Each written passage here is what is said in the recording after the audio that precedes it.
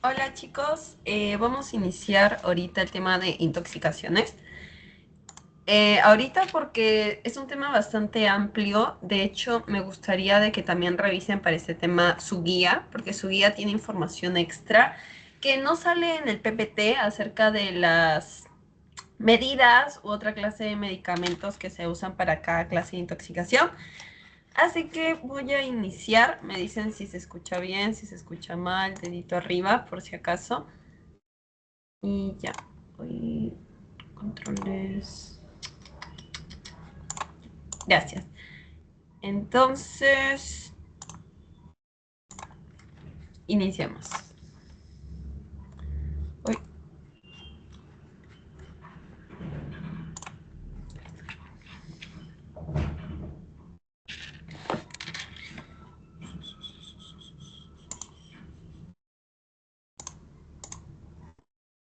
Intoxicaciones, picaduras y mordeduras, porque no solo vamos a ver sobre las intoxicaciones que pues tenemos una idea, medicamentos, comidas, sino también acerca de mordeduras de quizá un animal, perro, comúnmente, picaduras de arañas, abejas, avispas. Entonces, iniciamos con la definición, como siempre, de qué es un envenenamiento o intoxicación. Acá hay que tener en cuenta de que es cuando hay contacto con una sustancia tóxica, básicamente, que puede causar o lesión, enfermedad o, en el peor de los casos, muerte. ¿Y cómo nosotros clasificamos este grado de intoxicación? Depende de muchas cosas, la edad, el género, sexo, el estado nutricional de la persona, la vía de ingreso, porque hay diferentes maneras que vamos a ver más adelante, si es digestiva, si es a través de la circulación, si es a través de la respiración. Y también la concentración del tóxico. Hay que tener en cuenta, y creo que se los han repetido mucho quizá en química, de que cualquier medicamento puede llegar a ser un veneno, un tóxico, si no se hace en la dosis correcta. Entonces, ¿qué es entonces un veneno o un tóxico? Pues es una sustancia, obviamente, ya sea líquida, sólida, gaseosa. No me van a decir, un veneno no puede ser un gas, sí puede ser un gas, sí es tóxico, que puede dañar a los seres vivos, o sea, a nosotros. Según su concentración o dosis, como mencioné, esto es importante ya que cualquier medicamento puede llegar a ser tóxico si no se da en la concentración adecuada y puede presentarse pues en plantas, animales, serpientes, peces, insectos, como hemos visto, gases naturales, artificiales, sustancias químicas y, como dije, medicamentos en dosis elevadas. Entonces, cuando hablamos de epidemiología, más que todo son de datos que tenemos acerca de estas intoxicaciones, ¿no? Hay que tener en cuenta que el 90% de las intoxicaciones, quizá esto le sale en un verdadero falso en sus pasitos de práctica, probablemente el 90% son en el hogar. Y del total, el 50% afecta a los niños por ingestión accidental. ¿Qué significa esto? Pues obviamente de que a veces, pues comúnmente se sabe, si dejamos alguna clase de pote tóxico, muchos niños lo pueden agarrar y pues obviamente eso es accidental. ¿En qué momento sería a propósito? Pues en casos de homicidio, quizá intento de homicidio o suicidio, también puede, no es accidental en ese caso.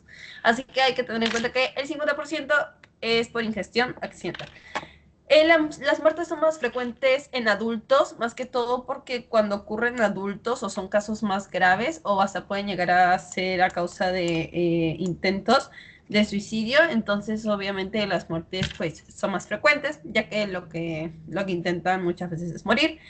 Y se asocia mucho el uso de fármacos o exposición a sustancias tóxicas. Si estás en un entorno tóxico, ya puede ser de gases u otras cosas, esto también puede, pues, es una sustancia tóxica de alguna forma. Y finalmente, el 4% requiere hospitalización. Solo el 4% requiere hospitalización, pero aún así hay que tener en cuenta de que hay casos que pueden llegar a ser muy graves, ¿ok? Entonces, cuando hablamos también ampliando sobre epidemiología, hay que tener en cuenta cuáles son las sustancias más implicadas. Quizá les sale esto también en un verdadero falso. ¿Qué es esto que me está saliendo acá? Ya. Pueden ser sustancias como productos domésticos, como vemos acá este bebito, detergente, lejía, desinfectantes, también medicamentos, analgésicos o sedantes, en caso de darle un uso inadecuado o excederse con la dosis. Y finalmente algo bastante común, más que todo en la ingesta, son los productos agrícolas, los pesticidas, insecticidas y herbicidas que veremos más adelante que pueden pues causar muchas clases de problemas. Entonces, ¿cuáles son las causas de las intoxicaciones? Pueden ser muy amplias, pueden ser a través de medicamentos, como vemos acá, ya sea por un mal, perdón, por una mala ingesta, excederse. También tenemos, por otro lado, también tenemos los medicamentos, pero que han sido, o sea, que no han sido guardados de la manera correcta. Esto puede causar de que, o también latas o comida que no ha sido guardada de manera correcta, veremos acá. Y esto causa de que pues se generen intoxicaciones, ya que pues en sus químicos empiezan a causar, o sea, empieza a generar, voy a andar en eso porque no les quise preguntar, pero pues puede generar de que ese medicamento pues haga daño a nosotros. También los pesticidas agrícolas, como conocemos, también la comida en descomposición, como vemos por acá, o mal enlatada, que ha sido guardada de manera inadecuada. También las plantas, la comida, por insecticidas y también el alcohol que ha sido adulterado, por ejemplo, quizá no es etílico, porque ustedes saben de que nosotros pues podemos consumir el etílico, sin embargo quizá es un alcohol metílico o tiene otra clase de tóxicos, entonces eso podría generar en cualquier caso de que también estemos en una intoxicación. Así que ahora vamos con los grupos principales. Primero tenemos, bueno, mineral, vegetal y animal. Sus nombres pues lo dicen todo, creo, pero vamos a detenernos un rato. Tenemos el fósforo, cianuro, plomo, arsénico, carbón, plaguicidas, insecticidas, derivados de petróleo. En el mineral hay que tener en cuenta de que muchas veces su característica de la ingesta es que el mal aliento puede ser, que lo veremos más adelante, pero bueno, para que tengan una idea. También tenemos el grupo vegetal, que pueden ser hongos, plantas, semillas silvestres. Y finalmente el grupo animal, que pues puede ser por carnes, como ya conocemos, en malas condiciones, por sensibilidad a ciertos productos que una persona pues ya lo es por genética, o también productos lácteos de mar, que muchas veces conocemos siempre a alguien de que tiene que le hace mal los camarones o que le hace mal el lácteo, etcétera. Entonces, por fin vamos a las vías de intoxicación. Para esto hay que tener en cuenta 4, que sería la vía respiratoria, la vía dérmica, que nos estamos refiriendo a la piel, la vía digestiva, y la vía parental o circulatoria, ¿ok? Entonces, la vía respiratoria, pues obviamente nos referimos a si es a través de la boca, de la nariz, en los pulmones, ya que, bueno, la nariz y la boca también pueden ser parte del sistema respiratorio. También tenemos la dérmica, obviamente, a través de la piel, la digestiva, que puede ser por boca y estómago o intestinos, y finalmente la vía parental, que también puede ser a través de heridas o llagas que pues se contaminan a través de un tóxico, obviamente. También acerca de vías de intoxicación podemos hablar de la inoculación y la inyección de medicamentos. En la inoculación nos estamos refiriendo más que todo a las picaduras como araña, abeja, garrapata, mosquito, pulga. Más adelante hablaremos de más que todo araña, abeja y también avispa. Y también las inyecciones de medicamentos, que puede ser por mal uso de medicamentos. Un momento. Luego tenemos los signos de intoxicación. Cuando hablamos de ellos, pues obviamente esto puede ser una clase de preguntas, quizá. Los cambios de conciencia, el delirio, convulsiones, inconsciencia. También la dificultad para respirar. Esto es una característica que vemos en muchos casos. Vómitos, diarrea, quemaduras en boca, lengua o piel, que es más que todo cáustico. ¿A qué me refiero con esto? Si es a causa de químicos como ácidos o bases. El mal aliento por minerales, como les comenté. Las pupilas dilatadas o contraídas. El dolor abdominal y las alteraciones visuales. Un momentito, por favor.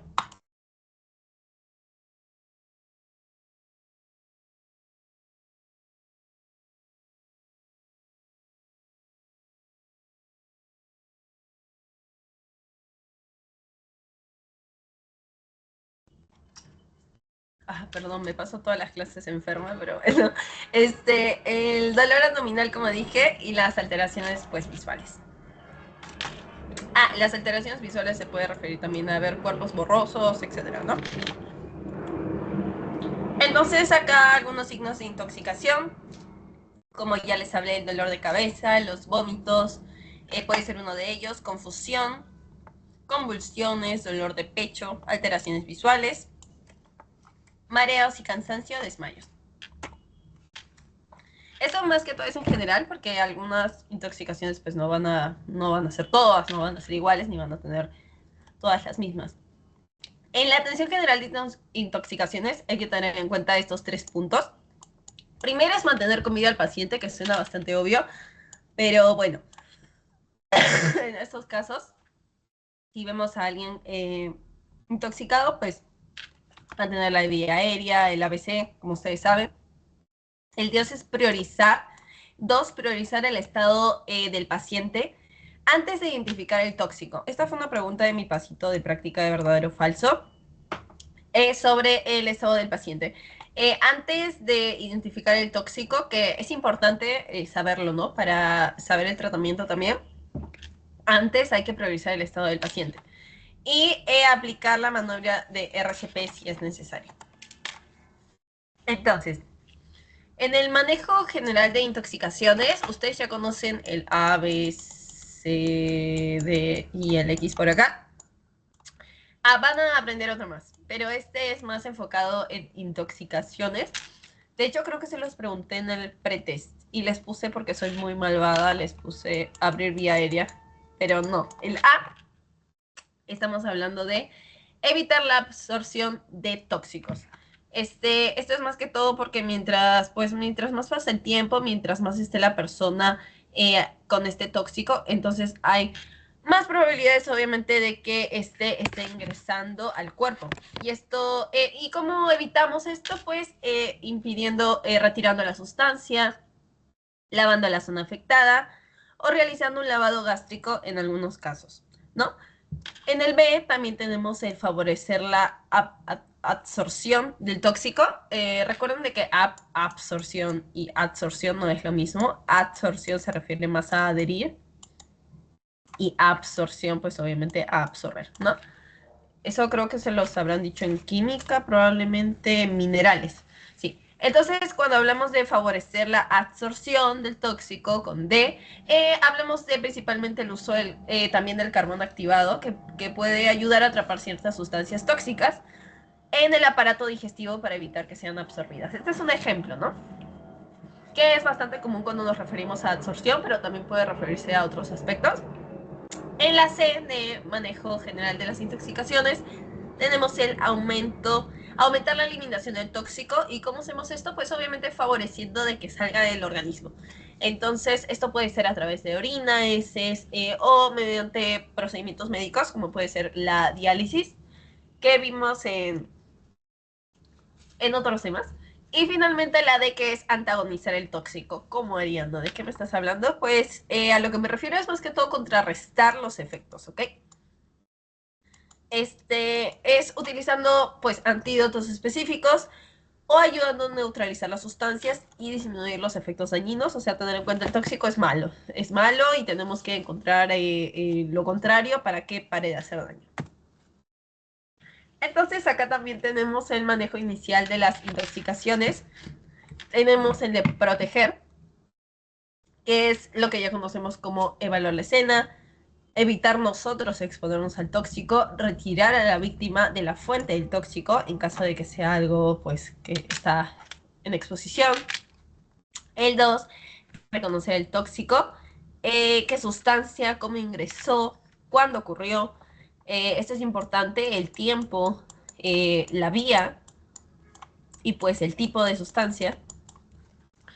También tenemos que evaluar las funciones vitales, como ya sabemos el ABC, valorar la conciencia, que es el D, respuesta verbal, respuesta al dolor, interrogar si está consciente, qué tomó, cuánto, y finalmente las medidas generales, que es más que todo el entorno.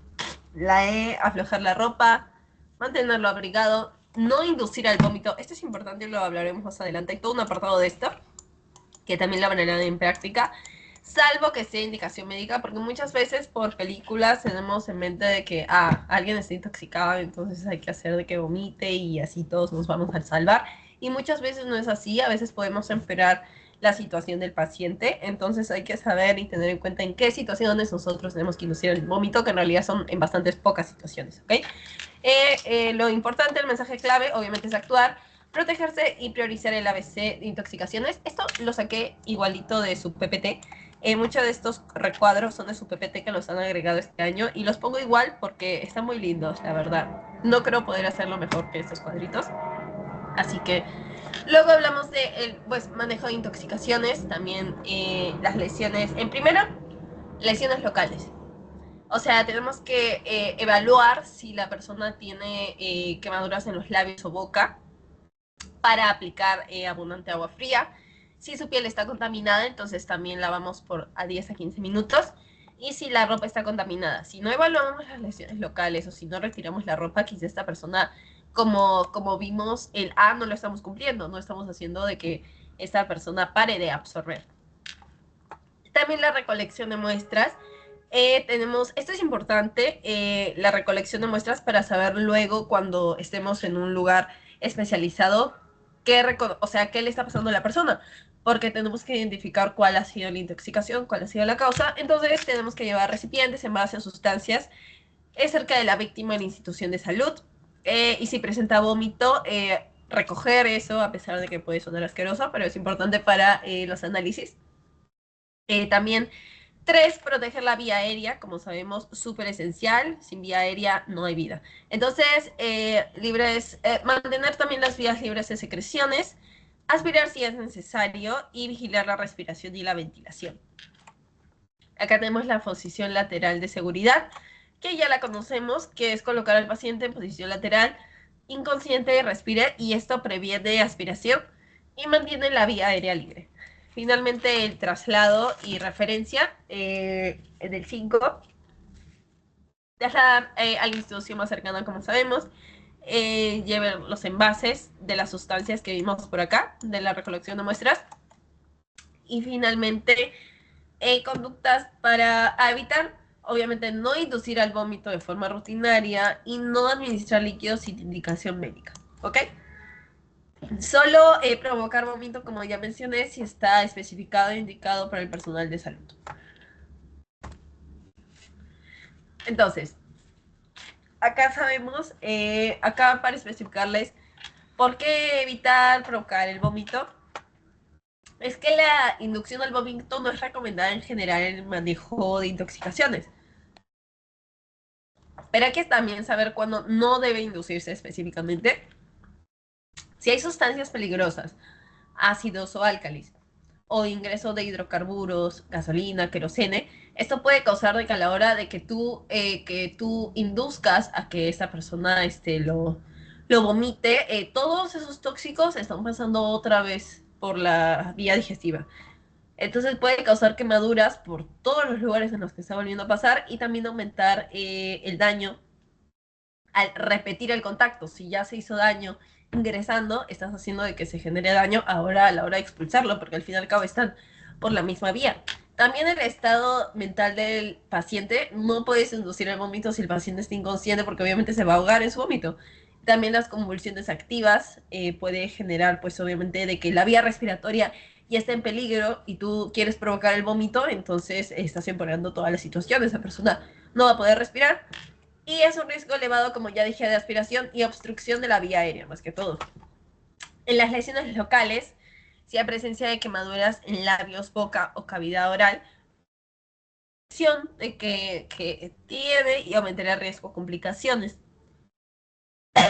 También el tiempo de evolución, si la ingesta ha ocurrido hace más de 1 o 2 horas, es totalmente inútil de que nosotros intentemos hacer de que esa persona vomite, porque probablemente ya pasó al sistema digestivo y ya se está absorbiendo en todo el cuerpo, ya está en la sangre, o sea, no hay nada que nosotros podamos generar, no estamos aportando en nada. Y finalmente, otros casos, si son ingesta de sustancias volátiles, si es ingesta de tóxicos desconocidos, y en niños pequeños hay mayor riesgo de aspiración, efectos adversos, ¿ok? También una pregunta que me hicieron, que es bastante obvia, era de si se induce al vómito en caso de una intoxicación en la vía aérea. Pues obviamente no, porque no estamos haciendo nada. O sea, es por la vía aérea, nosotros, porque nos estamos metiendo con la vía digestiva, ¿no? Entonces, más que todo, en idea general, no provocar el vómito si no es específico, porque no estamos ayudando, puede afectar vía aérea, va a afectar lesiones locales y puede ser hasta contraproducente e inútil al fin y al cabo si no estamos mejorando la situación. Y ahora las vías de absorción, como ya les dije, tenemos la digestiva, que es cuando el tóxico entra al organismo por el tracto gastrointestinal, trasto. También la respiratoria, como ya comentamos, de los gases, si es absorbido por inhalación del aire. También la cutánea, en caso el tóxico ingresa al organismo por penetración cutánea. Pues la piel, y cuando contaminamos, el contaminante entra al organismo y viaja por el torrente sanguíneo hasta que los órganos con los que tiene más afinidad se acumulen en ellos. Veremos casos de esto, pero sí. Entonces, cuando hablamos de intoxicaciones por vías respiratorias, hay que tener en cuenta de que estos pasitos, para que pues no empeore la situación, hay que tener en cuenta también que las sustancias tóxicas pasan con gran rapidez de los pulmones a los vasos sanguíneos, por ya sabemos, intercambio gaseoso, etcétera. Entonces esto puede, pues puede pasar a algo circulatorio, que como sabemos es mucho más rápido de que empeore, ¿no? Entonces sabemos de que primero cerrar la fuente de tóxicos si es posible. ¿Por qué decimos cerrar? Porque en caso de que sea un gas, muchas veces es bastante, tenemos que revisar si en el lugar hay, si es por monóxido de carbono también es encontrar el origen. Para cerrar, si es posible, obviamente. Retirar a la víctima del lugar contaminado, si es un lugar, pues obviamente retirarla, porque si no va a seguir inhalando y tú, la persona que está yendo a salvarla, pues no estás asegurando la zona. Esto más que todo es obviamente asegurar la zona, porque no, porque tenemos pues asegurar al paciente y asegurarte a ti mismo. Ventilar el ambiente, retirar la ropa contaminada y cubrir a la víctima, prevenir o tratar el shock, dar respiración de rescate si es necesario, evitar chispas o fuego, porque si hay un gas y tú prendes tu fosforito, pues explosión, ¿no? Obviamente hay que evitar de que pase algo mucho peor, y trasladar al centro asistencial, obviamente. Entonces, como les di de ejemplo, también la intoxicación de monóxido de carbono, que es el gas más invisible, inodoro, insípido e inflamable. Entonces, se produce por combustión incompleta de materiales que contienen carbono. ¿Y dónde suele ocurrir? Más que todo en garajes cerrados con un vehículo encendido, pues si hay más monóxido, todo mal. Las estufas de gas y cocinas y calefactores, los túneles y espacios cerrados, y el humo de cigarrillos. Como ya mencioné, primero hay que ventilar, abrir ventanas, alejar a la víctima, retirar la ropa, porque puede estar impregnada, evaluar y tratar el shock, el soporte respiratorio, iniciar el RCP, y también finalmente el traslado al centro asistencial. Entonces, ¿qué es el monóxido de carbono? No creo que los tenga que repetir, pero por si acaso, pues obviamente es un gas, sin color, olor ni sabor, y se une a la hemoglobina formando carboxihemoglobina. Esto ya lo deben saber por química probablemente, pero el monóxido de carbono suele ser más, tiene más afinidad con el oxígeno, con la hemoglobina más que todo. Y esto pues puede generar obviamente problemas, ya que si se empieza a juntar más hemoglobina con monóxido de carbono en nuestro cuerpo, en vez de que el monóxido de carbono se una al oxígeno, entonces habrá más monóxido de carbono en nuestra circulación, significa de que no está nada de nuestros tejidos, nuestros órganos no están siendo oxigenados. Y esto impide obviamente el transporte de oxígeno, ya que es como si el monóxido de carbono le fuera infiel bueno, no. La hemoglobina le es infiel al oxígeno, ¿no? Y se une al dióxido de carbono porque son más compatibles. Al monóxido. Entonces, pues para evitar esto, pues puede causar hipoxia tisular, que es pues no tener oxígeno en nuestros tejidos. Los síntomas pueden ser obnubilación, que es pues disminución de los reflejos, intenso dolor de cabeza, náuseas, vómitos, mareos, debilidad, malestar. Esto más que todo tiene que ver con, obviamente, nuestro estado de conciencia. Hasta llegar a la inconsciencia, como puede ser la flacidez, la reducción del parpadeo, respiración dificultosa, la piel de coloración rosada, posibles convulsiones y paro cardiorrespiratorio. Puntos clave. Hay que tener en cuenta que el monóxido de carbono no tiene color y sabor, así que podemos pasarlo desapercibido, ¿no? Podemos pensar de que no está ocurriendo nada, a diferencia de otros tóxicos que sí tienen eh, muestras al exterior más comunes. Las intoxicaciones pueden ocurrir en minutos en lugares cerrados. La reoxigenación temprana es importante y eficaz, ¿ok? Y no hay que olvidar las lesiones que pueden estar relacionadas también, como las quemaduras, el trauma y la inhalación de humo, como vimos en quemaduras también a vías respiratorias. Hay que recordar también de que, como les comenté, que el oxígeno, pues, se une a la hemoglobina, el monóxido de carbono, 200 a 250 veces más afinidad que el oxígeno, como vieron en física, química. Entonces, eso deja formando carboxihemoglobina, y eso genera que pueda haber más carboxihemoglobina en nuestra sangre que la hemoglobina que nosotros tenemos con oxígeno. En el ambiente puede causar de 4 a 5 horas tarda en eliminarse.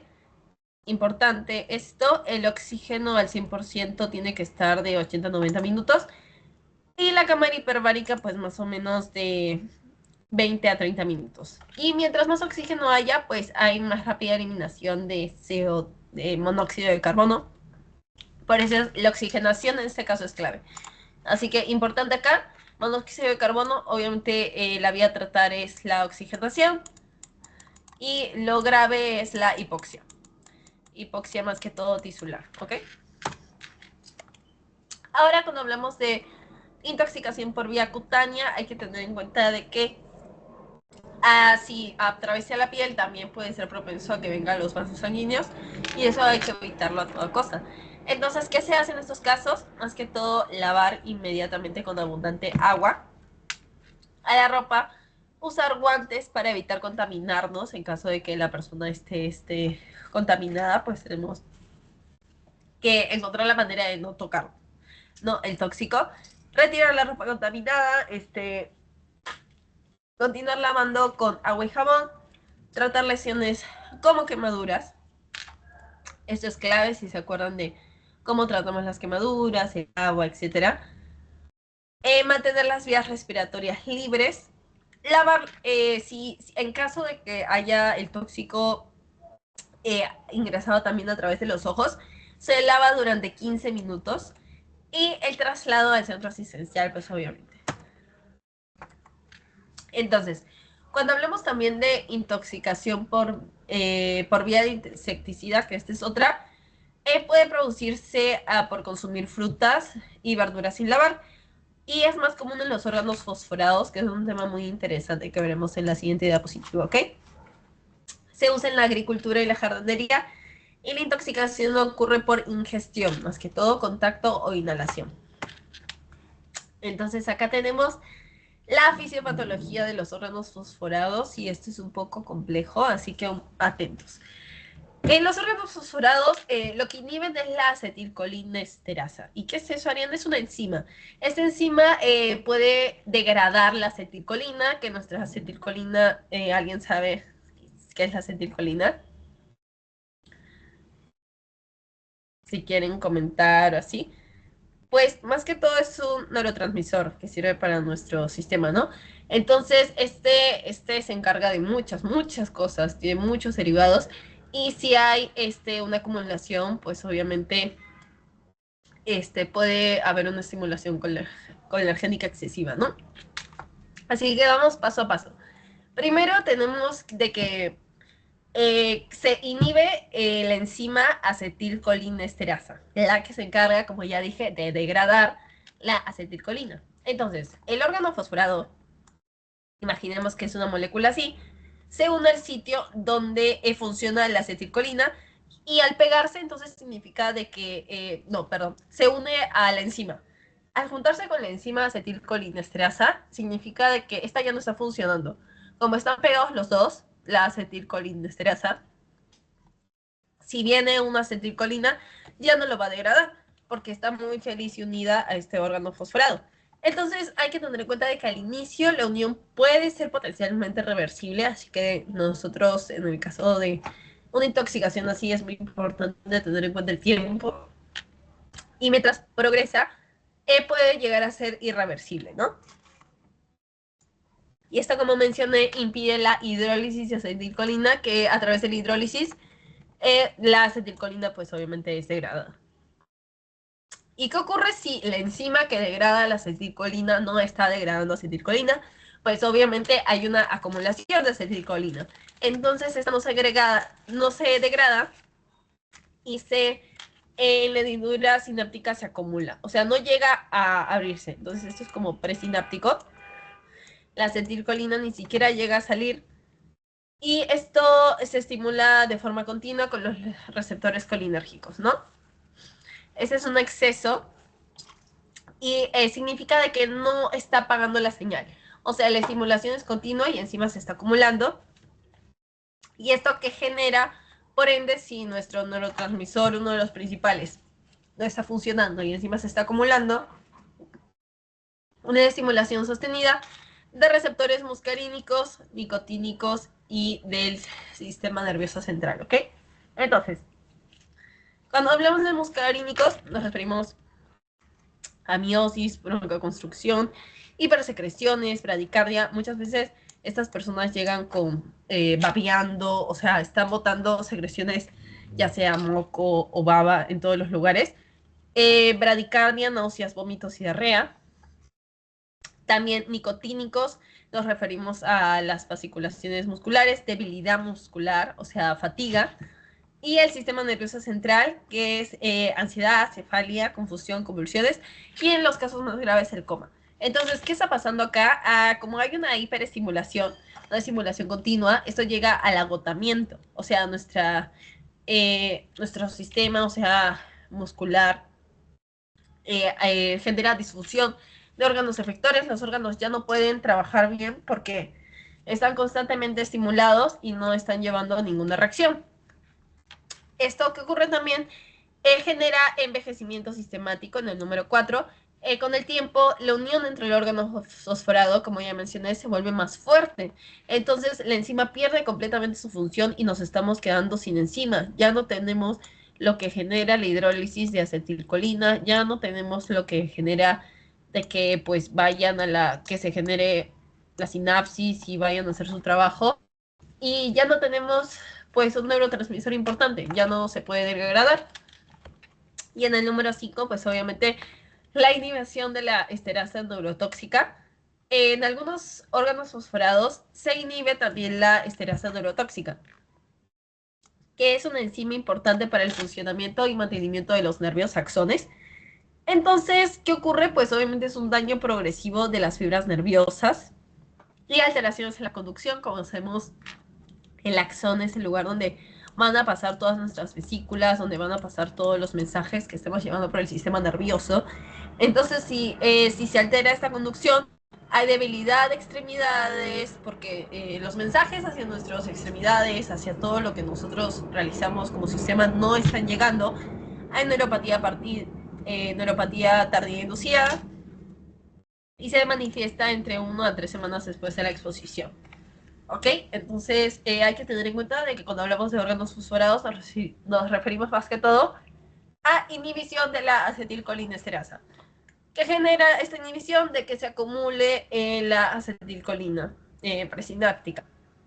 ¿Y que genera esto? Una hiperestimulación coligérnica que puede conllevar a cambios muscarínicos, nicotínicos y del sistema nervioso central, ¿ok?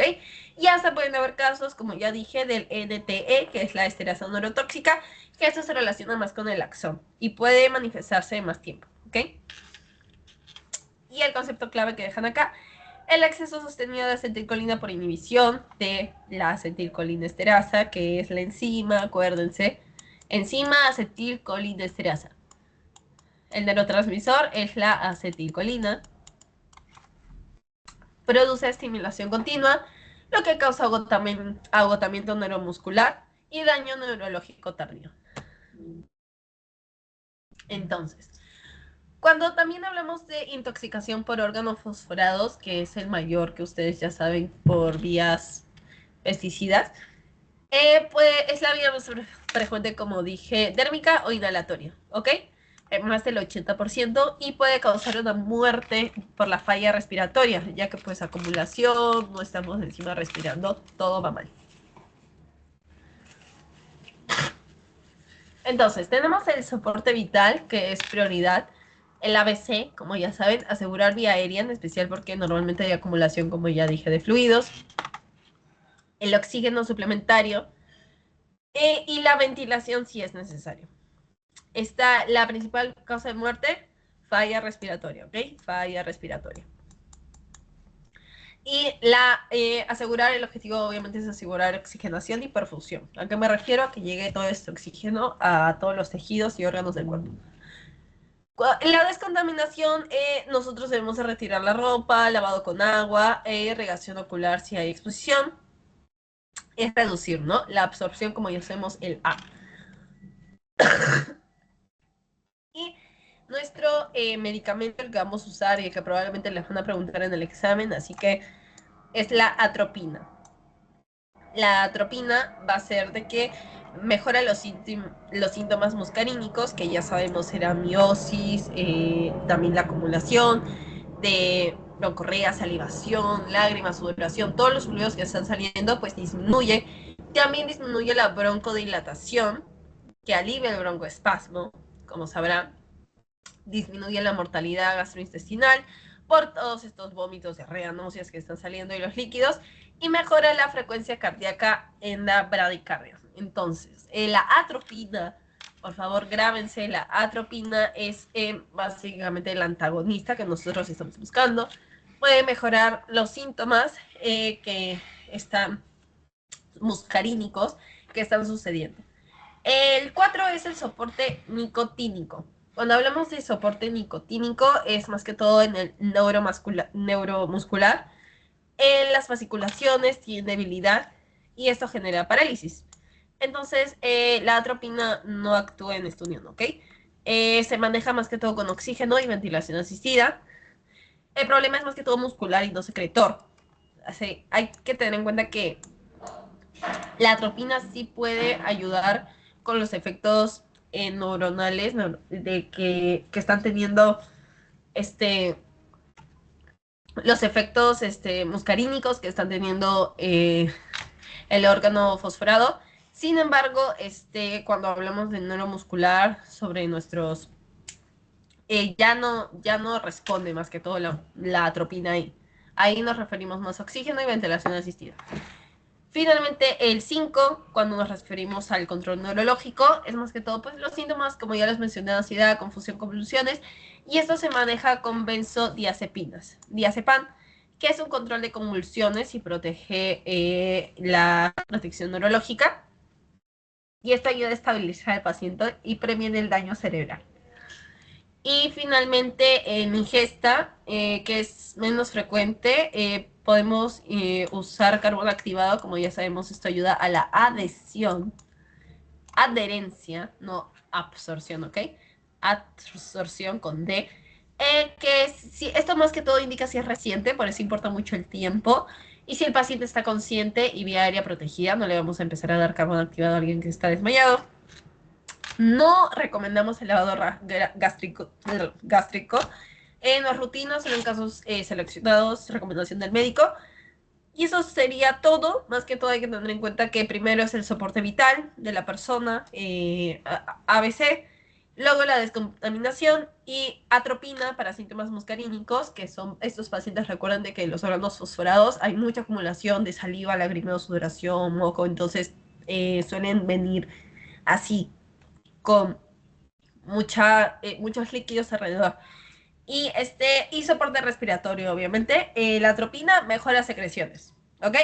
El oxígeno mejora las consecuencias neuromusculares. El benzodiazepinas, el diazepam, mejora el control neurológico. Y finalmente el carbón activado puede mejorar en ingesta si se ha ingresado hace 1 o 2 horas. ¿Hay alguna pregunta hasta acá? Porque creo que es un montón de información. Si alguien tiene, me avisa. Los espero un ratito a dejar la timidez.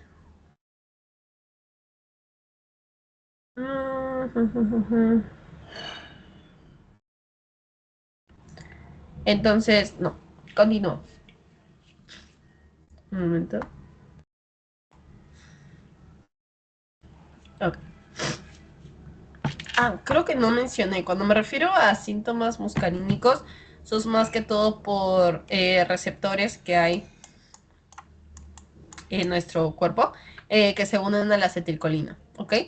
Entonces, ¿cómo les explico? Son como proteínas, recuerden que acetilcolina a veces viene, el receptor es el que indica a toda la célula lo que está sucediendo, entonces si estos receptores no están funcionando, como ya les mencioné, puede causar todo lo que ya les dije, broncodiarrea, salivación, broncodilatación, etc. Muy bien. En la intoxicación por vía digestiva, acá ya pasamos a otro apartado que tenemos que tener en cuenta para preservar la vida del el paciente. Primero, como ya sabemos, la evaluación inicial, a que me refiero a la ABCD. Asegurar vía aérea, asegurar respiración, asegurar circulación.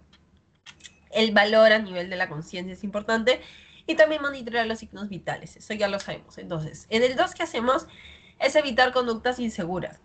¿Qué no dar? Porque tenemos la idea de que tenemos que hacer muchas cosas cuando no. No inducir al vómito de forma rutinaria.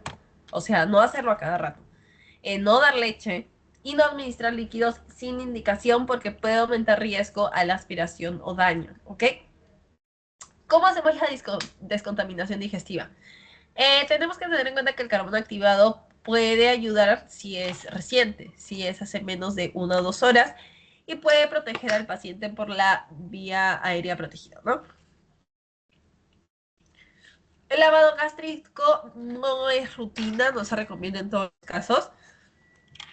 También puede ser bastante incómodo y solo en casos seleccionados de ingesta masiva, tóxicos, potencialmente mortales y dentro de la primera hora también. Esta decisión también depende de qué clase de tóxico, ¿ok? El manejo de complicaciones, ¿de qué? ¿Complicaciones de qué? Pues las complicaciones que puede causar el daño en la vía digestiva. Puede ser el control de la respiración, vigilar riesgo de aspiración, y si hay paro cardiorrespiratorio, iniciar RCP, ¿no? Y finalmente las medidas adicionales. Como ya les dije, es importante, si hay vómito, recoger en el análisis, identificar la sustancia ingerida en la cantidad aproximada, porque también la cantidad puede saber. Tiempo, sustancia, se las trae de inmediato y recoger muestras si es posible. Ahora vamos a una bastante conocida que es la toxina botulínica, que de hecho su, su método de tratamiento es con un mismo antídoto muy parecido a su nombre, así que en el examen no se pueden confundir con esto. La intoxicación por toxina botulínica es bastante grave y es causada por el bacilo Clostridium botulinum, ¿ok? El Clostridium botulinum, grandes rasgos, es un gran positivo, que espero que se acuerden de biología en esto, que es un gran positivo anaeróbico formado por esporas. Produce una de las toxinas más potentes conocidas y se encuentra en alimentos mal conservados y enlatados de forma inadecuada. Como sabemos, esa es una de las causas que puede generar el mal uso, o sea, mala conservación de alimentos puede generar también consecuencias, como vimos en causas. Y es resistente al calor y sus esporas sobreviven a la coacción. Entonces, si nosotros calentáramos esta latita que tenemos, no por eso vamos a sobrevivir.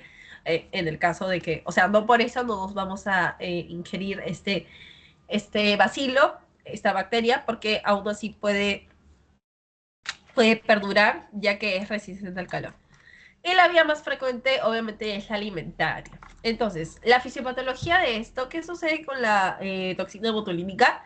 Es una neurotoxina que bloquea la liberación de acetilcolina en la unión neuromuscular. Entonces, la toxina botulínica se bloquea la difusión de las vesículas y la liberación de acetilcolina acá, entonces no hay activación muscular, ¿no? Si está bloqueando por donde entra estas cositas, no se está activando el músculo y por ende no estamos teniendo básicamente movimientos, porque todos nosotros funcionamos a través de eso, todos nuestros músculos funcionan a través de la acetilcolina, que es el neurotransmisor. Entonces, ¿qué está pasando? No provoca fiebre, no provoca inflamación, pero provoca un compromiso neuromuscular periférico.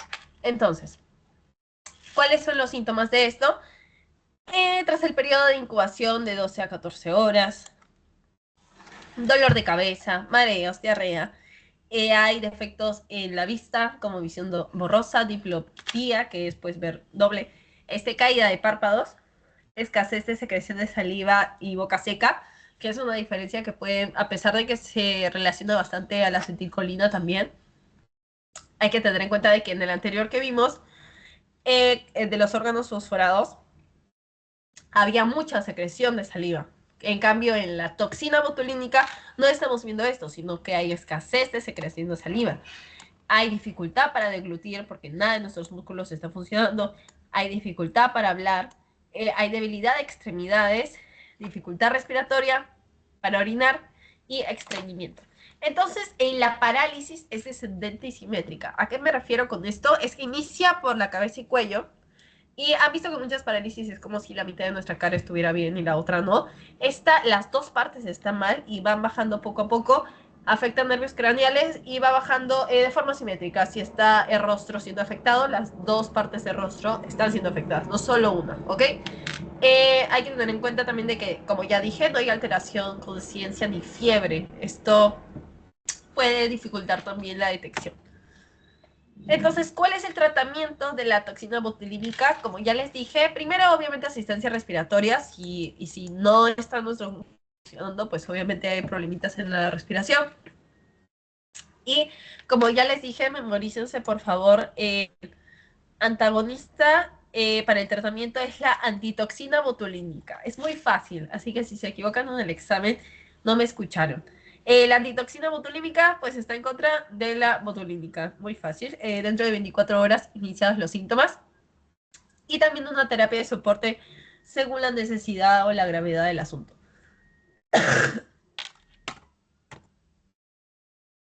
Ahora, por intoxicación alcohólica aguda, esto ocurre más que todo por bebidas alcohólicas, en la que fermentación del azúcar ha producido alcohol. Se remonta seguramente pues, a varios milenios. Acá es más que todo datos generales. Siempre ha sucedido el alcohólica aguda. Pasa por diversas fases y depende de cuánto alcohol haya, obviamente, en nuestra sangre. Y cómo este ha sido absorbido, ¿ok? Entonces, ¿qué es? Obviamente es el consumo de bebidas alcohólicas, que la fermentación del azúcar ha producido alcohol, Las bebidas destiladas en mayor concentración alcohólica son más recientes. La intoxicación aguda puede pasar por diversas fases y el alcohol es rápidamente absorbido, ¿ok? Entonces, ¿qué síntomas nosotros tenemos que tener en cuenta para la intoxicación alcohólica aguda? Es más que todo que tiene sistemas sobre el sistema nervioso central, ¿no? En el habla, los reflejos, la marcha y las alteraciones de conciencia. Primero, no despertar, mareos y vómitos, la hipotermia, hay baja temperatura corporal, el paso de la euforia inicial, como sabemos, bueno, como saben, si se han embriagado, pero que termina en un coma. La pérdida de sensibilidad de reflejos, obviamente. Respiración lenta también, de 8 respiraciones por minuto. Respiración irregular y finalmente convulsiones. Entonces, ¿qué efectos del alcohol genera? Esto también depende la cantidad, ¿no?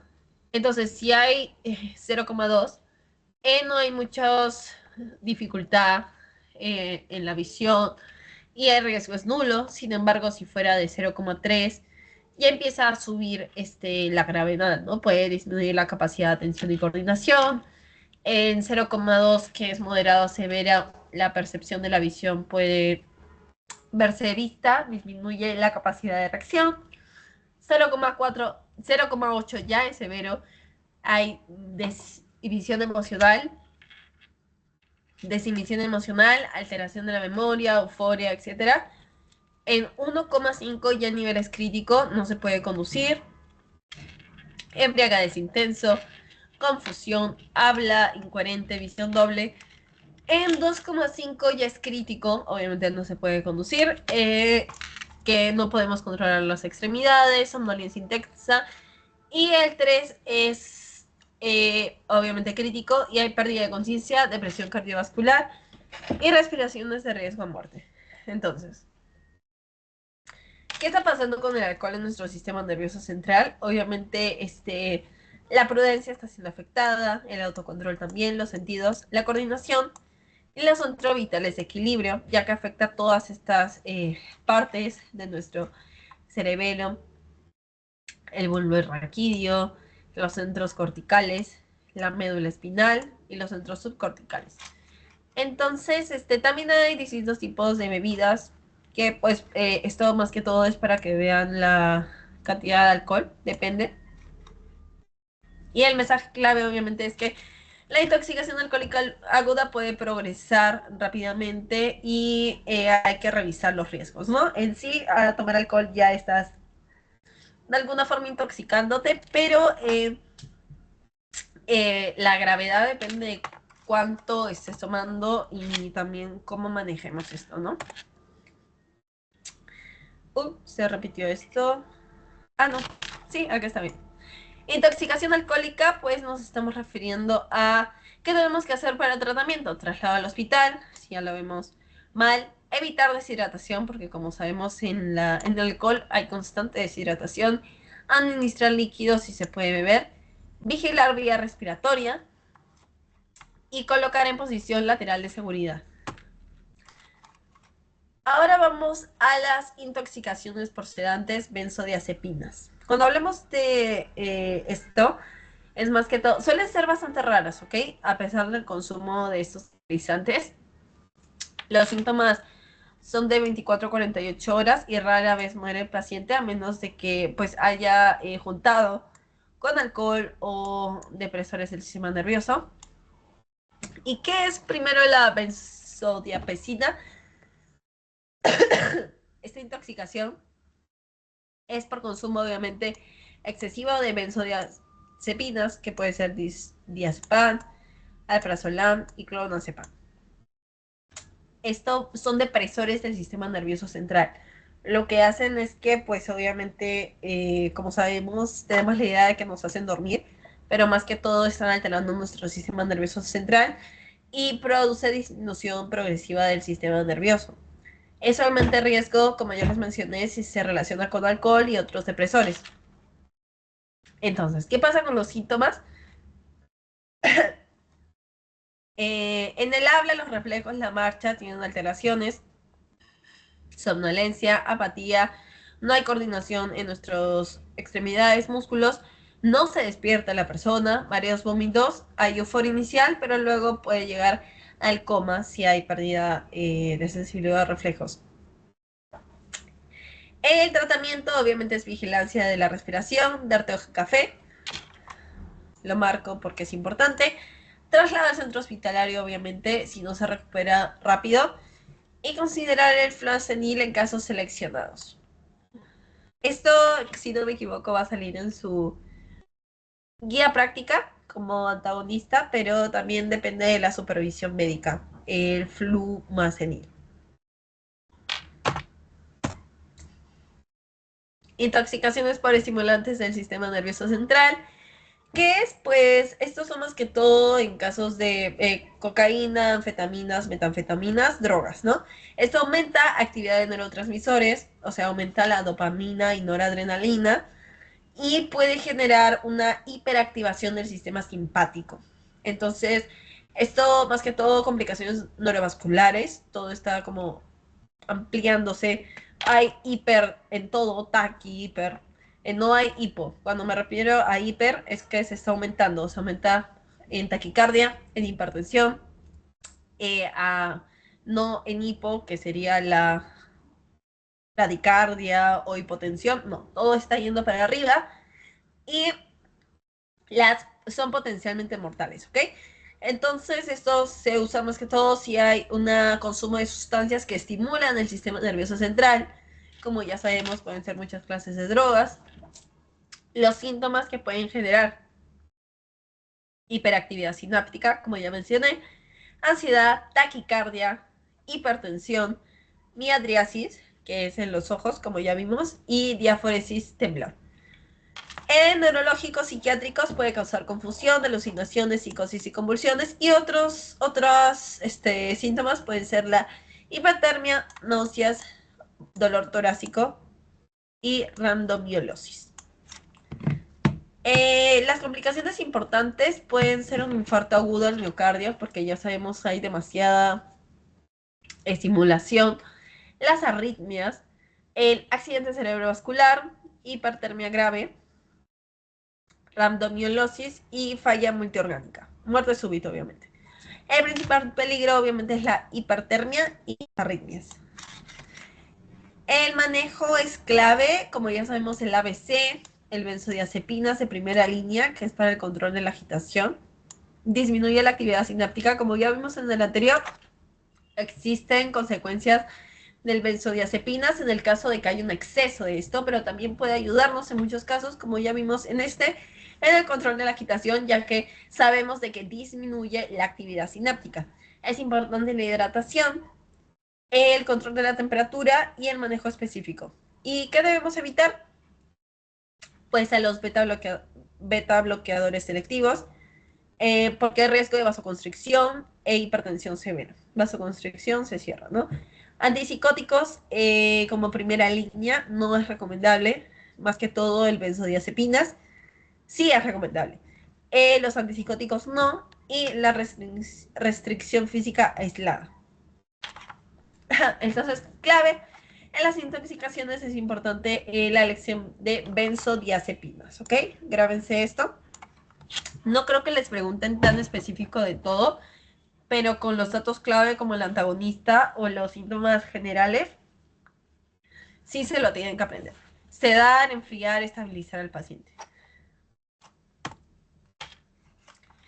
La intoxicación endovenosa, como ya sabemos, es directamente del torrente sanguíneo y esto es porque no hay fase de absorción. Tenemos en cuenta de que, como vimos en la respiratoria, en la digestiva, en la cutánea, había una fase de absorción justamente porque no llega directo. Pero ¿qué pasa? Obviamente en la vía endovenosa estamos directo en el torrente sanguíneo, significa que no hay necesidad de absorber, ya es directo y esto puede ser muy grave. Porque como sabemos, nosotros lo que intentamos es evitar la absorción, pero en este caso no lo podemos hacer. Así que lo que tenemos que hacer es, tiene un inicio rápido, de alta gravedad, mayor riesgo de sobredosis, manifestaciones frecuentes, puede alterar el estado de conciencia, depresión, estimulación del sistema nervioso central, compromiso respiratorio y arritmias. El manejo inicial, obviamente, ABC. Y acceso venoso monotorizado continuo. Y el manejo específico, más que todo, los antídotos que correspondan en cada caso. Si son depresores, soporte respiratorio y estimulantes, benzodiazepinas. ¿Alguien se acuerda por qué se dan el estimulante los benzodiazepinas? Si me quiere decir. Si no me quiere decir, lo digo yo.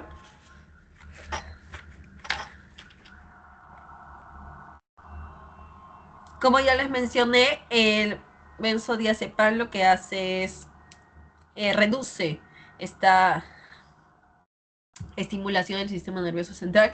Entonces esto más que todo se usa obviamente para la sedación si está muy estimulado. Y las generalidades, obviamente traslado inmediato, vigilancia continua y manejo de complicaciones. Es importante soporte vital rápido porque no hay absorción, repito, entonces puede haber un daño muy rápido. Y por fin llegamos a los accidentes por mordeduras y picaduras. Acá lo voy a separar primero en picaduras. ¿Qué pasa con ellos? Son heridas punzantes. Ya vimos heridas, se deben acordar. Punzante. Causada por insectos, artrópodos o animales marinos. Inyectan las toxinas que puede obviamente producir reacciones locales o sistemáticas. Locales obviamente chiquitos, sistemáticas pues más grandes, ¿no? Y puede complicarse con infecciones. Por otro lado, la mordedura, como sabemos, no, tienen que saber de que es por dientes de animales y esto puede causar laceraciones o desgarros y se considera infectadas porque como sabemos no es estéril obviamente la boca de un animal y esto puede estar lleno de bacterias. La gravedad depende del tipo y la agresividad del animal.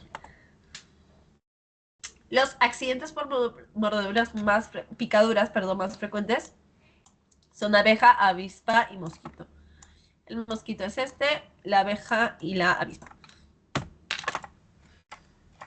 La diferencia entre abeja y avispa, ¿por qué me estás enseñando esto?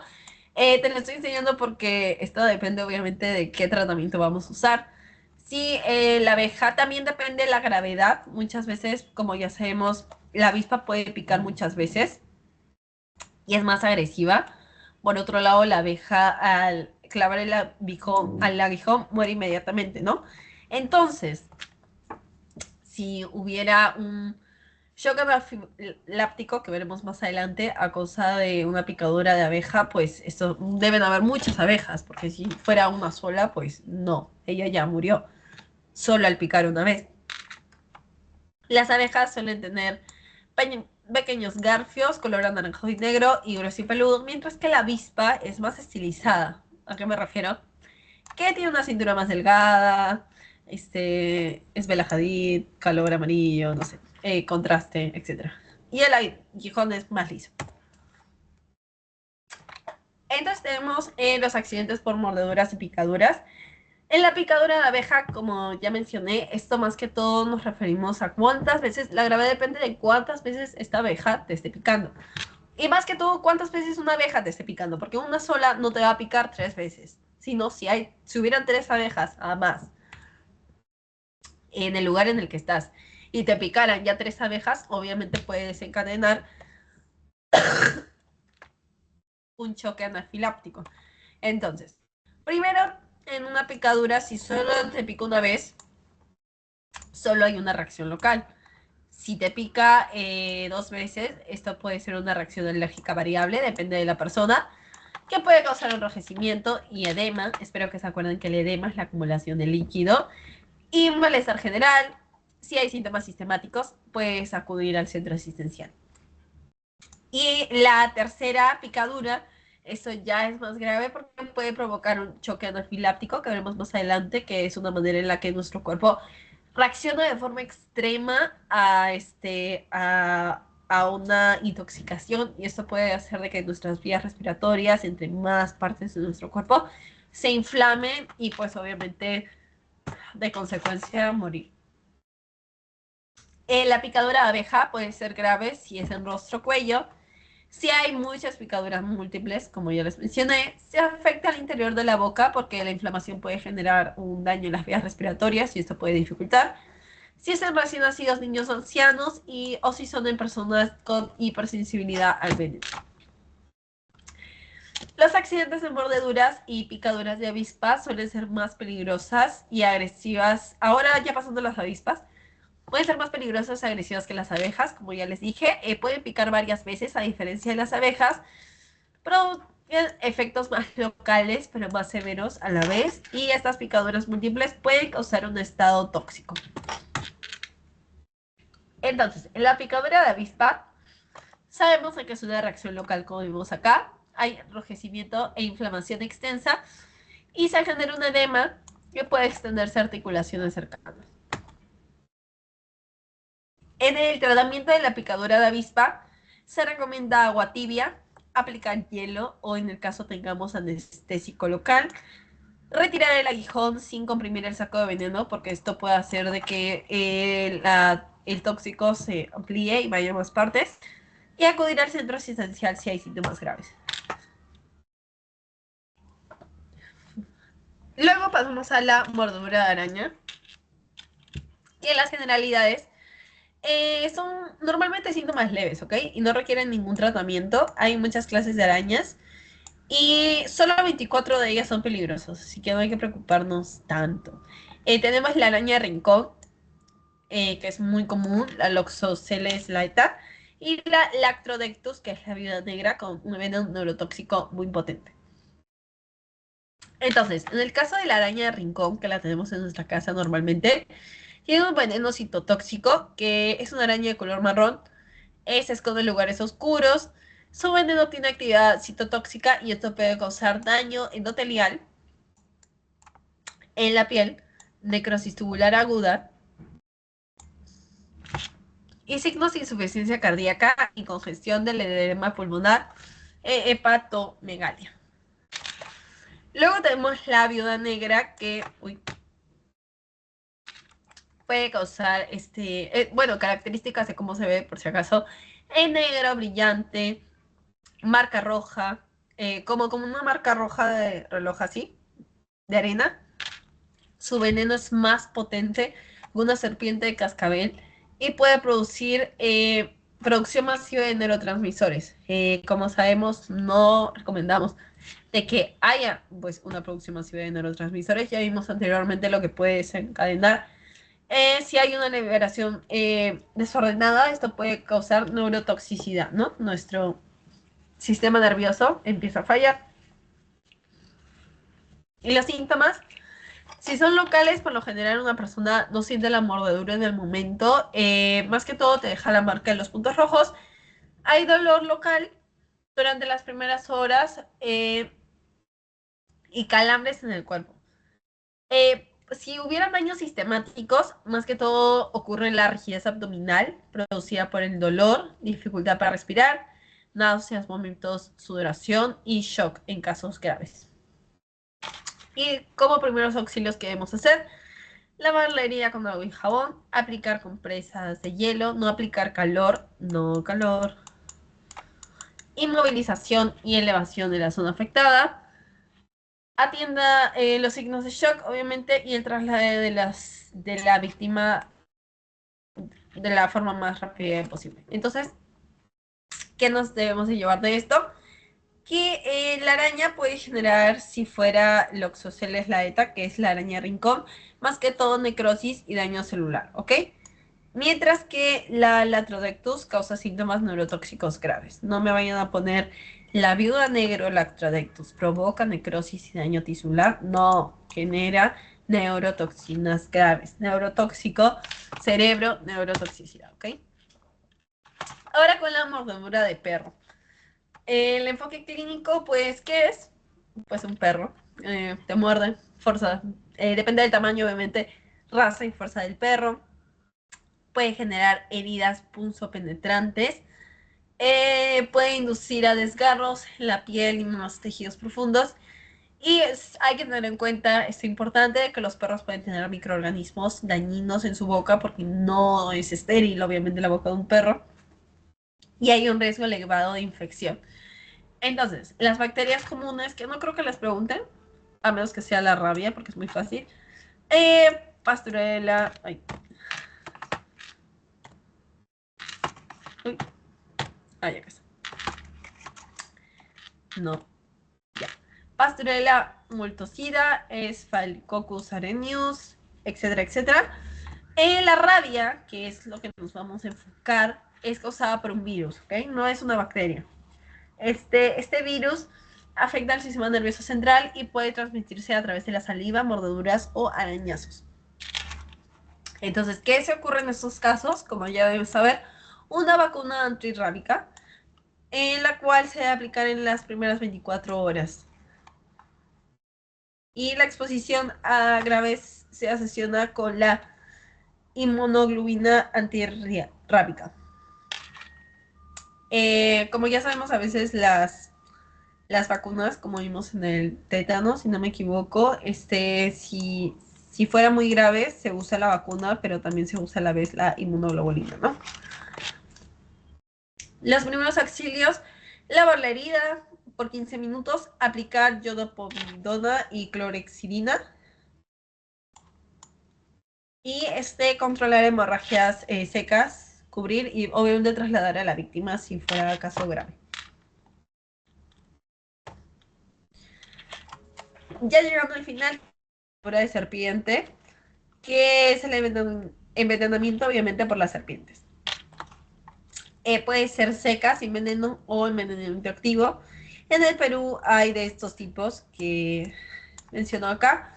Los efectos del veneno depende del tipo, si es hemotóxico, sangre, sangrado, edema, necrosis, pero si fuera neurotóxico puede generar parálisis respiratoria. La gravedad depende obviamente de la especie y la cantidad de veneno. ¿Cuándo nos tenemos que alertar? Cuando si fuera daño local, si el dolor es intenso, si el edema es progresivo, si hay ampollas y necrosis y equimosis. Y si fuera sistemático, pues más que todo si hay sangrado, en encías, orina, tosis, debilidad, dificultad respiratoria y shock.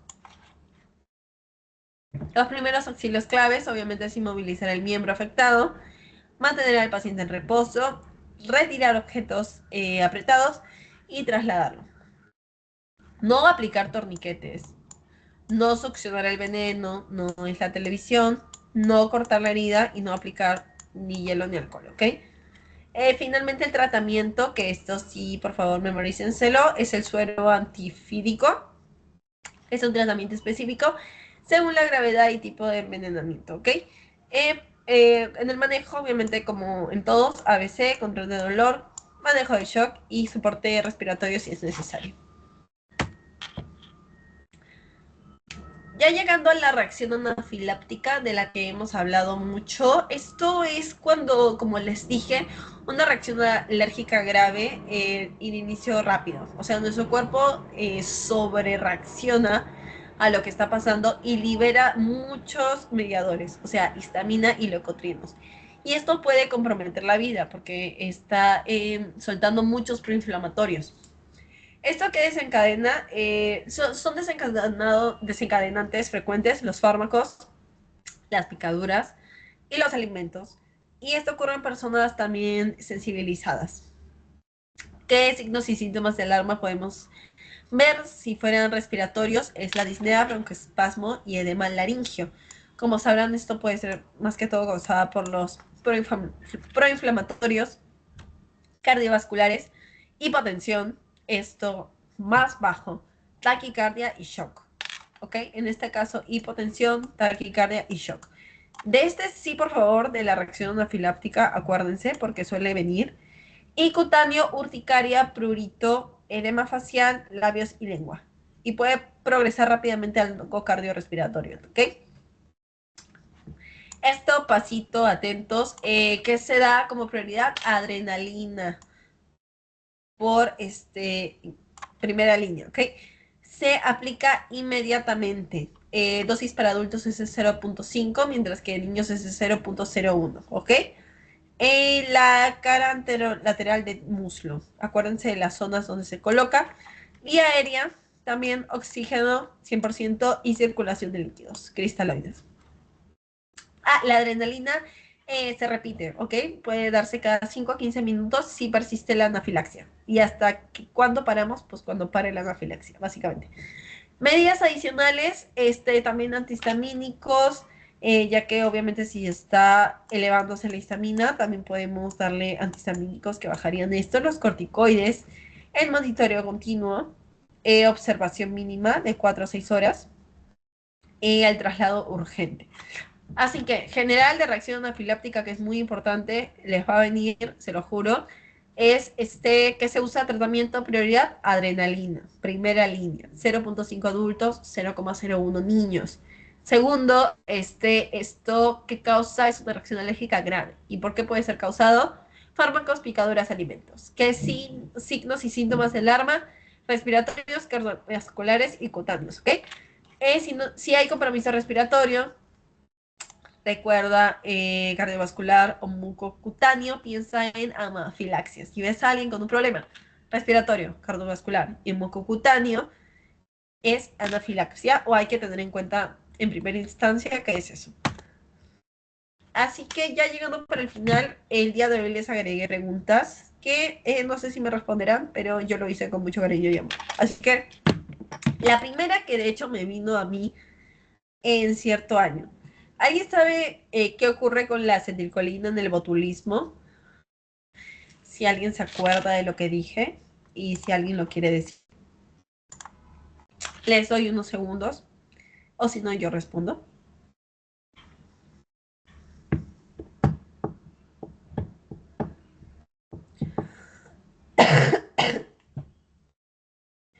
No, nadie quiere saber, nadie quiere equivocarse.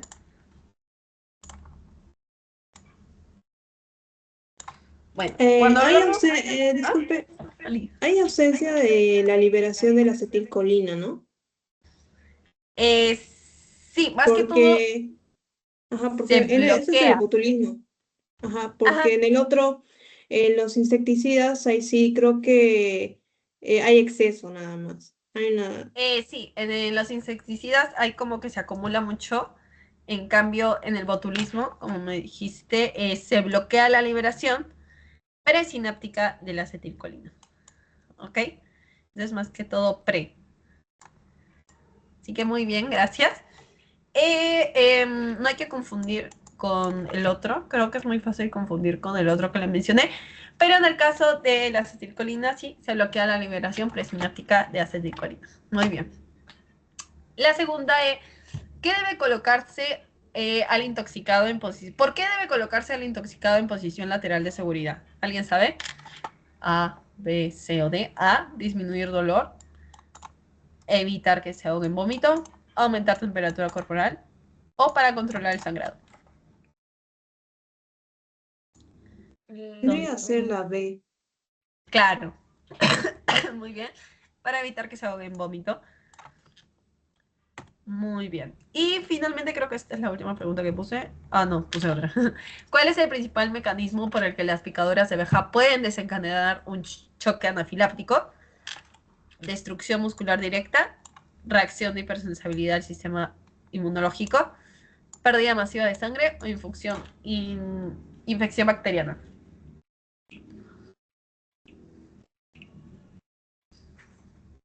¿Alguien sabe? ¿Qué pasa cuando el choque anafiláptico hay una sobrereacción, ¿no? Si estamos agregando mucha histamina, si estamos generando mucha inflamación, es una hipersensibilidad del sistema inmunológico, así que tendrían que marcar la B en el examen. Y finalmente, la última pregunta, ¿cuál es el objetivo principal para favorecer la absorción? Absorción, no me confunda con absorción. Absorción viene de adhesión del tóxico en una intoxicación. ¿Qué buscamos con la absorción? Incrementar el metabolismo del veneno, what? No. Neutralizar el dolor, impedir el tóxico sea absorbido al organismo o estimular el sistema inmunológico. ¿Quién quiere la última pregunta?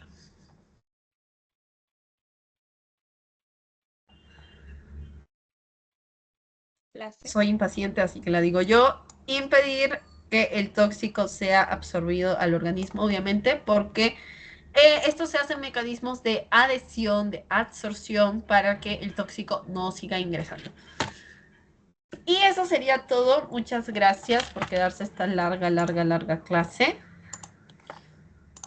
Así que si alguien tiene una duda, gracias, Fiorella. Si alguien tiene una duda, me avisa en ese momento, hable ahora o calle para siempre. Pueden decirme, no hay problema, pueden escribírmelo. O si quieren me lo escriben por privado, tampoco hay problema. Así que eso sería todo. Ah, no, no sería todo, no se vayan. Tengo que darles el post-test. Se los pego por acá. Recuerden para los que recién van en la segunda mitad del ciclo, que rellenen el pretest y el post-test es súper importante porque si no yo no les puedo marcar la asistencia. Y no puedo saber si asistieron o no asistieron. Así que eso sería todo. Si hay alguna duda me avisan. Y si no, sería todo.